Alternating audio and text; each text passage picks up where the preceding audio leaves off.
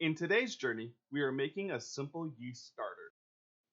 Great for any beer with an original gravity of 1050 or higher.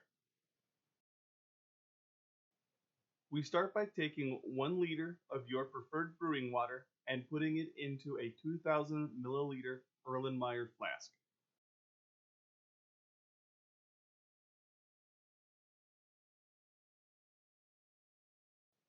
Next, we drop in our magnetic stir bar.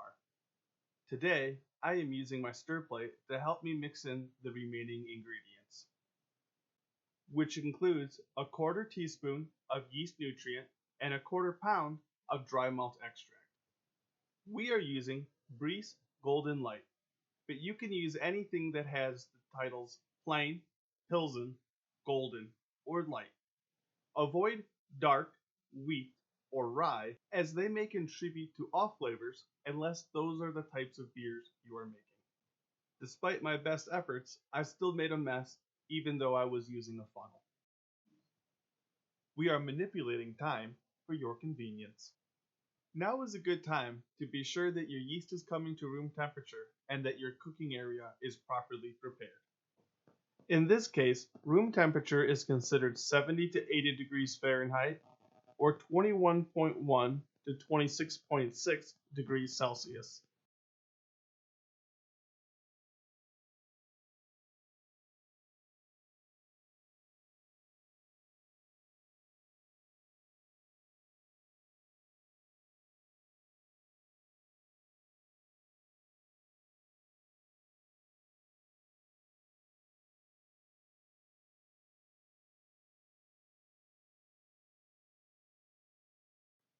If you are worried about any of the extract stuck to the side, you can always swirl it up the old-fashioned way.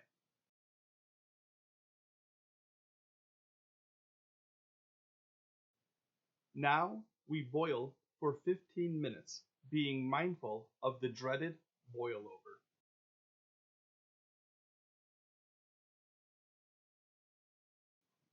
We are fast forwarding for your convenience.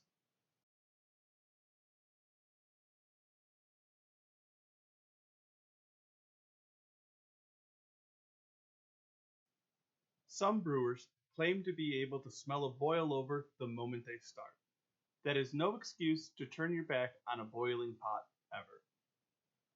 Always be careful with open flames and hot liquids.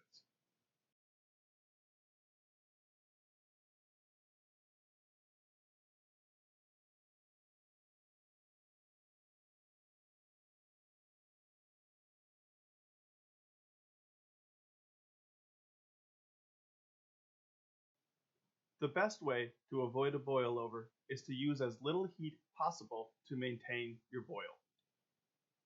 If you are having troubles, an anti-foam agent can be acquired at your local homebrew supply shop.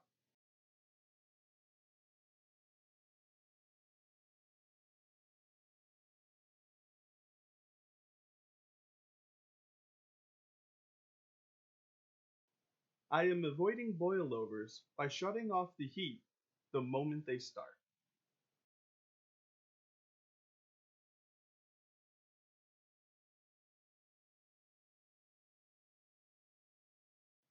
If using an electric stove, you may have to remove the flask from the burner itself to reduce the heat quickly enough and avoid a sticky mess.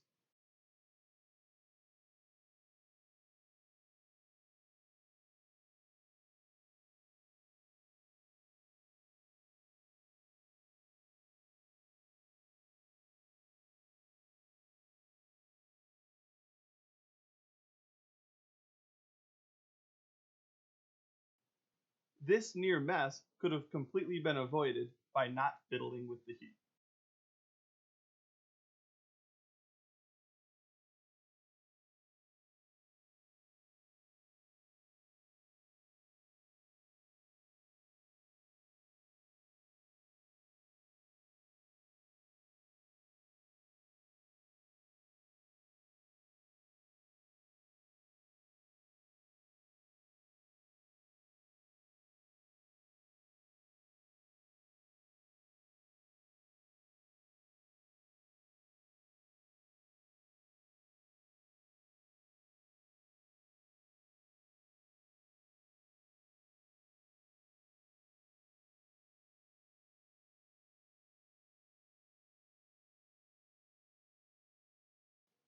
Once we have completed the 15-minute boil, we then move the vessel to an ice bath. Be extremely careful when moving the vessel, as it has had a boiling liquid inside of it for 15 minutes, so it is extremely hot. Using protection better than paper towel is strongly recommended. Although an ice bath will work great to bring this down to room temperature, we will be using our chill chest to make it happen a bit faster. Sorry, but that camera is not operational yet. It will take us about 5 to 10 minutes to cool down. Your results may vary. With both the yeast starter and the yeast at room temperature, we are ready for the final steps. Do not worry about matching your fermentation temperature stated in your recipe, as at this point, we want cell growth versus flavor components.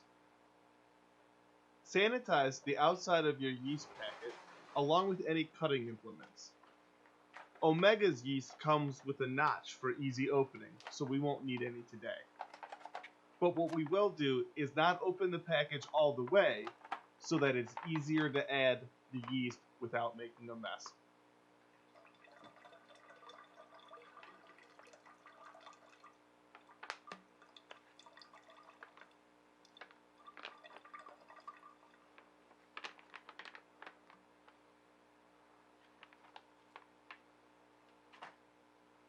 And finally, we sanitize our foam stopper to be used in place of an airlock.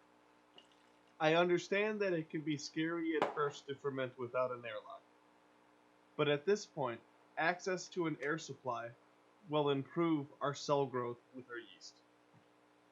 With the work done, we now leave the starter to sit on a stir plate for up to 48 hours before decanting or pitching directly into your next homebrew. If any yeast gets on the side, don't worry. You can always swirl it up to wash it off the side.